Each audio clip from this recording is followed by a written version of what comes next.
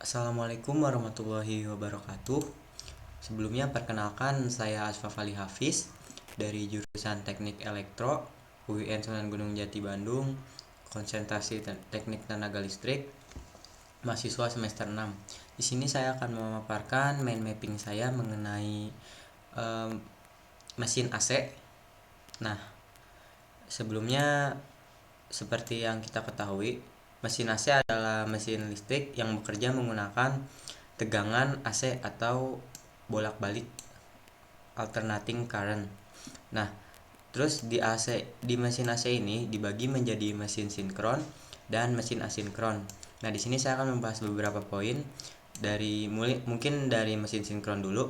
Buat definisi sendiri, mesin sinkron kan ada dua ya, ada generator sinkron dan ada motor sinkron. Generator sinkron atau sering kita sebut alternator ini mesin listrik arus bolak-balik atau arus AC yang menghasilkan tegangan dan arus bolak-balik tegangan AC yang bekerja dengan cara mengubah energi mekanik menjadi energi listrik dengan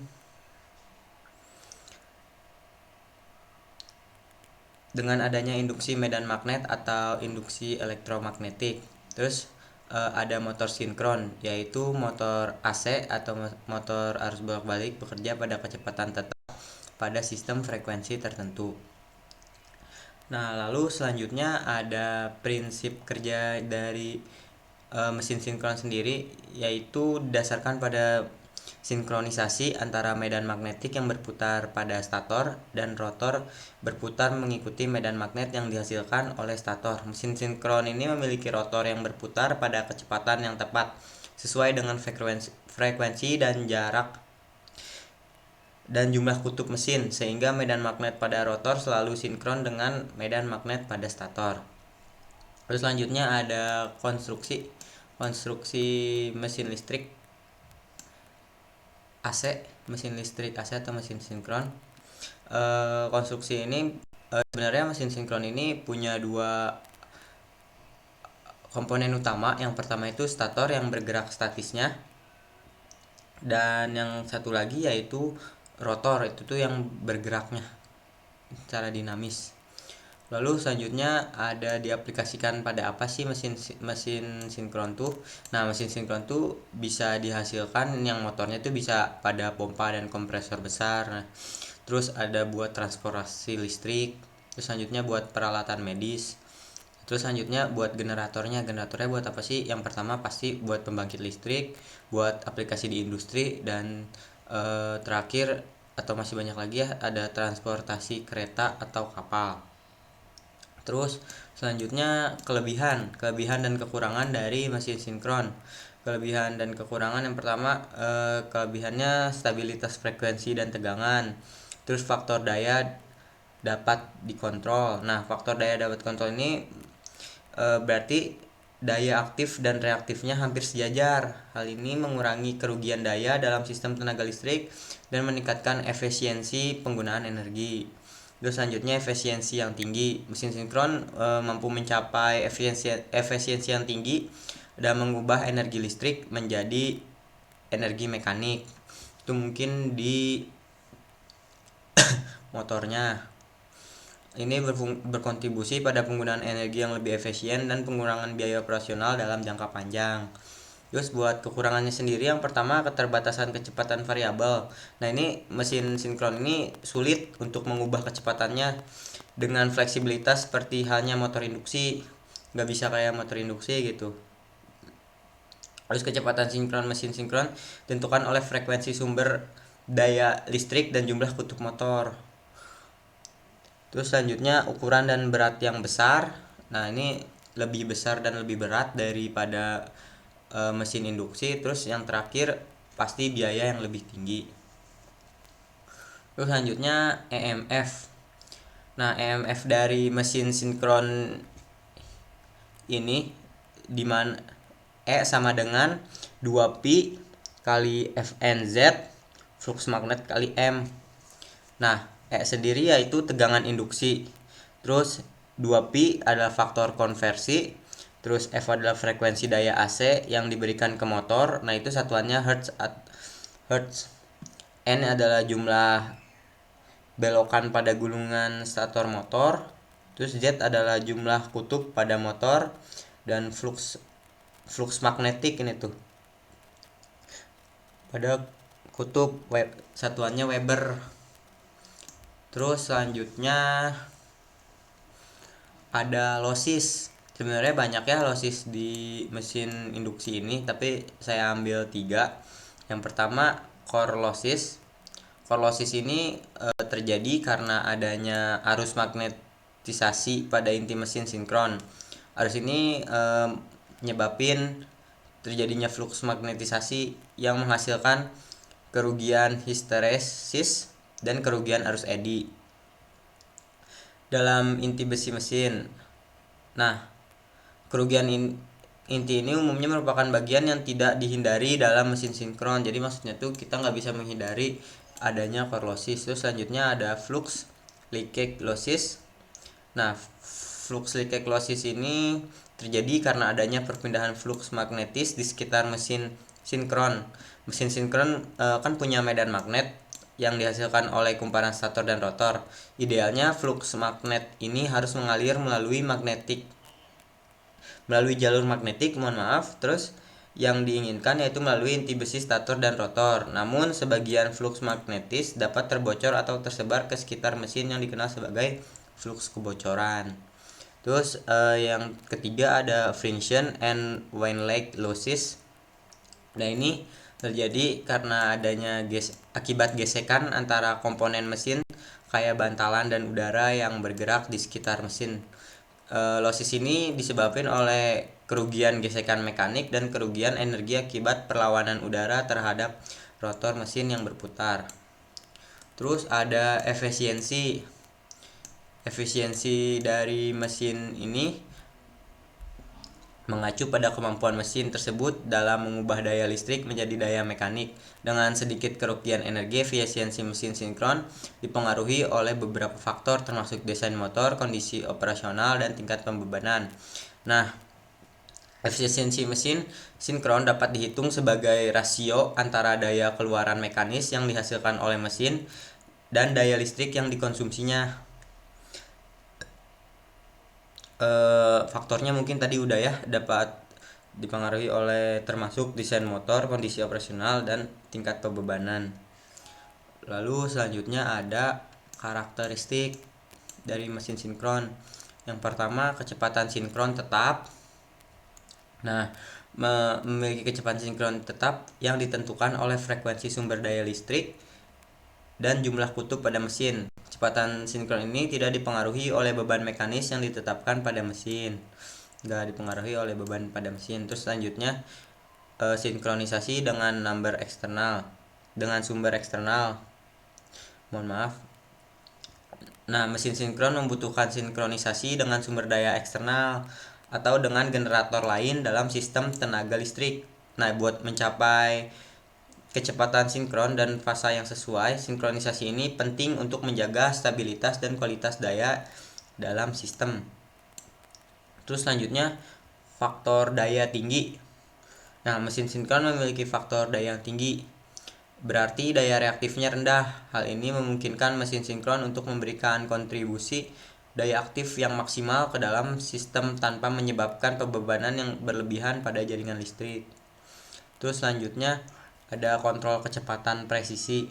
Kontrol kecepatan presisi ini mesin sinkron ini dapat dikontrol dengan presisi untuk mengatur kecepatan putarannya dengan menggunakan teknik pengaturan tegangan atau frekuensi kecepatan mesin sinkron dapat diatur sesuai dengan kebutuhan aplikasi tertentu. Terus reaktif dan aktif power. Nah, mesin sinkron ini dapat menghasilkan daya reaktif dan aktif. Daya reaktif ini digunakan untuk mengatur faktor daya dalam sistem tenaga listrik, sedangkan daya aktif digunakan untuk melakukan pekerjaan mekanis. Selanjutnya, stabilitas sinkron. Nah, stabilitas mesin sinkron ini memiliki stabilitas yang baik, artinya stabil ya mesin sinkron ini. Berarti mesin dapat mempertahankan sinkronisasi dengan baik. Terus selanjutnya, torsi awal. Tidak memiliki torsi awal, memiliki kemampuan untuk menghasilkan torsi pada startup meskipun mesin sinkron membutuhkan bantuan sumber eksternal. Nah, jadi harus pakai sumber eksternal ya, kayak tadi. Sumber untuk memulai putarannya dan mencapai sinkronisasi. Jadi mesin sinkron ini gak bakal bisa nyala kalau nggak ada bantuan dari eksternal. Terus selanjutnya mungkin dari mesin sinkron segitu ya. Terus selanjutnya ada mesin asinkron atau biasa kita sebut mesin induksi. Dari definisi lagi merenya, mesin induksi ada motornya dan juga ada generatornya. Generator induksi atau dikenal sebagai generator asinkron atau dikenal sebagai generator induksi, yaitu jenis generator listrik yang menggunakan prinsip induksi elektromagnetik untuk energi listrik. Nah, terus ada motor induksinya juga atau motor asinkron sebagai jenis motor listrik yang menggunakan prinsip induksi elektromagnetik untuk menghasilkan gerakan mekanis. Terus prinsip kerjanya gimana sih? Prinsip kerjanya itu memanfaatkan medan magnetik yang berputar yang dihasilkan oleh stator dan rotor berputar mengikuti medan magnet yang dihasilkan oleh stator. Nah, ketika arus listrik 3 fasa sebenarnya yang kita jadiin contoh mengalir melalui kumparan stator, medan magnet yang berputar dihasilkan di sekitar inti besi stator. Medan magnet ini berputar dengan frekuensi yang sama dengan frekuensi arus listrik yang diberikan. Medan magnet ini menciptakan medan magnetik yang stabil di sekitar stator. Kayak gitu. Terus konstruksi mesin asinkron. Nah, kurang lebih seperti ini ya. Ini statornya yang statisnya tadi dan ini rotornya. Terus ini mungkin ada beberapa komponen tambahan kayak N-bell, terus wiring cover, terus motor prisma, terus ada stator elektromagnetik, ini bagian dari statornya. Nah, buat bagian dari rotornya ada fan blades, terus ada rotor elektromagnetik, bearing on touch end, dan bagian tambahnya ada N-bell. Terus selanjutnya kelebihan dan kekurangan dari mesin asinkron. Yang pertama, konstruksinya sederhana, jadi lebih ringan lah daripada mesin sinkron, dan konstruksinya sederhana. Terus biayanya cukup terjangkau dan torsi awalnya yang tinggi. Nah, torsi awal tinggi salah satu kelebihan utama dari mesin induksi ini, yaitu pada saat awal dimulai diterapkan pada mesin induksi medan magnetik yang berputar di stator menghasilkan medan magnetik pada rotor. Interaksi antara medan magnetik stator dan rotor menciptakan torsi yang mendorong rotor untuk berputar. Nah, ini memungkinkan mesin induksi untuk dengan cepat dan efisien memulai beban yang berat atau memberikan torsi yang tinggi saat startup. Sedangkan kekurangannya, yang pertama faktor daya rendah. Mungkin kebalikan daripada mesin sinkron tadi ya. Kalau mesin sinkron ini atau mesin induksi ini memiliki faktor yang rendah, yang cenderung rendah, terutama pada beban yang ringan atau saat mesin bekerja di bawah kapasitas penuhnya. Hal ini terjadi karena adanya aliran arus magnetisasi yang terus-menerus pada stator yang menyebabkan daya reaktif terbuang untuk meningkatkan faktor daya. Nah, ini dapat digunakan perangkat seperti kapasitor tambahan atau kompensator faktor daya. Terus selanjutnya tidak cocok untuk kecepatan variabel.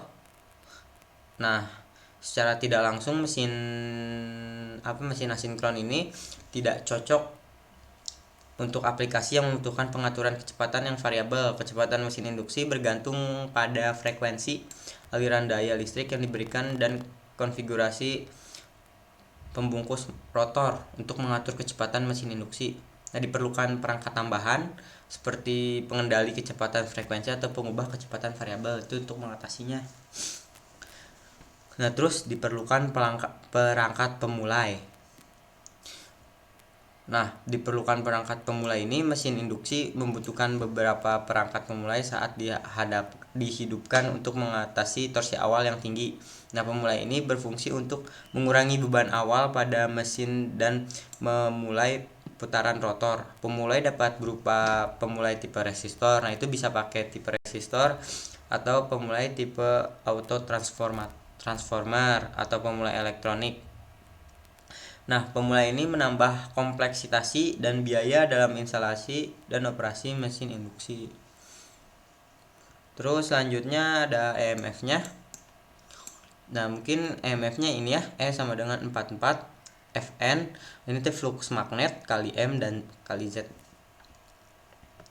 Di mana 44 itu faktor konversi yang menggabungkan beberapa faktor 2pi per akar 2 untuk memperhitungkan bentuk gelombang dan distribusi medan magnet. E-nya sendiri tegangan induksi. Terus T-nya F-nya itu frekuensi daya AC yang diberikan ke motor atau hertz. Bukan atau hertz tapi satuannya hertz. Terus N itu jumlah belokan pada gulungan stator motor.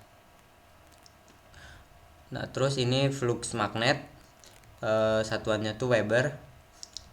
Terus ini M itu ada terus Z yang terakhir jumlah kutub pada motor. Belum terakhir ada lusisnya. Di sini ada beberapa lusis yang terjadi pada mesin induksi atau mesin asinkron. Yang pertama koper lusis atau koper tuh tembaga, ya berarti kerugian tembaga. Ini terjadi karena resistansi kumparan stator dan rotor ketika arus listrik mengalir melalui kumparan tembaga. Terjadi penurunan tegangan akibat resistansi tembaga. Hal ini menghasilkan panas yang mengakibatkan kerugian daya. Nah, ini cara mengurangi lusisnya menggunakan kawat tembaga yang lebih tebal atau mengoptimalkan desain kumparannya. Terus selanjutnya iron losses atau berarti iron itu besi, kerugian besi. Nah, terdiri dari dua komponen utama, yaitu kerugian histeresis dan kerugian arus eddy. Kerugian histeresis terjadi karena energi yang hilang saat molekul besi berubah arah magnetisasi dalam medan magnetik yang berputar. Terus kerugian arus eddy terjadi karena adanya arus yang terinduksi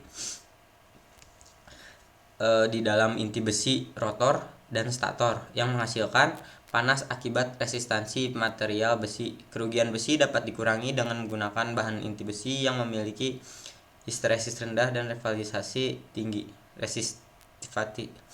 Resistivitas berarti ya, namanya tuh tinggi. Terus mechanical losses atau kerugian mekanis terjadi karena gesekan dan perpindahan mekanis di dalam mesin induksi.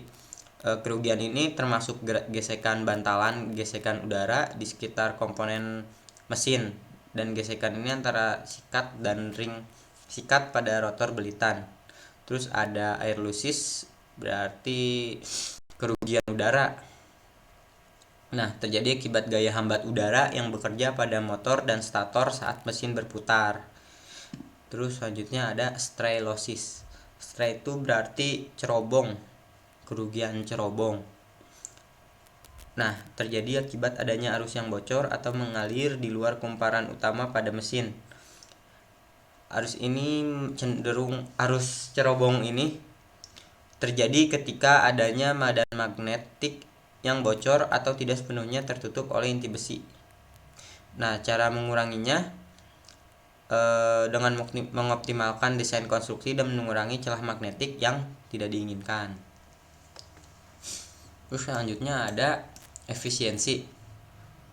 Nah, efisiensi ini adalah daya dari dari mesin asinkron ini, yaitu dengan daya keluaran adalah daya yang dihasilkan oleh mesin asinkron, sedangkan daya masukan adalah daya yang dibutuhkan mesin asinkron untuk beroperasi. Nah, efisiensi mesin asinkron ini dapat dihitung dengan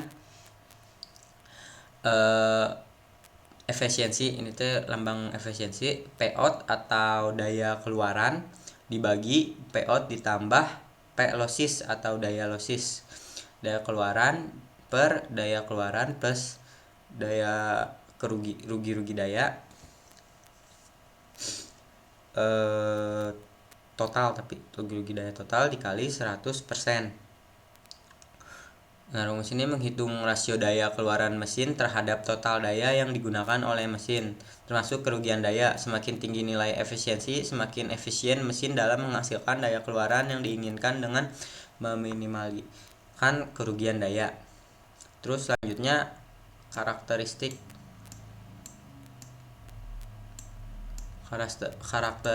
dari mesin induksi ini. Nah, pertama, kecepatan slip. Memiliki beberapa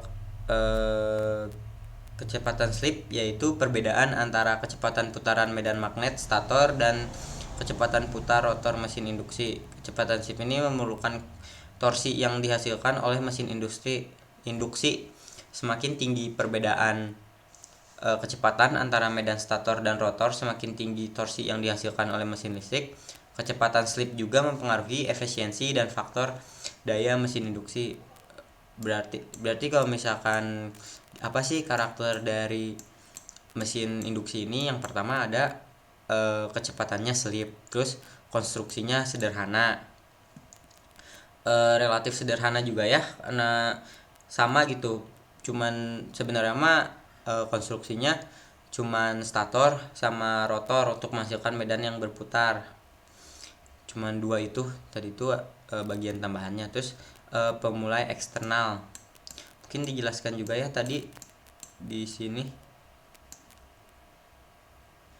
di sini nih, diperlukan perangkat pemulai. Jadi kita harus buat nyalain mesin induksi ini harus ada yang mancing dulu gitu, pemulai eksternalnya.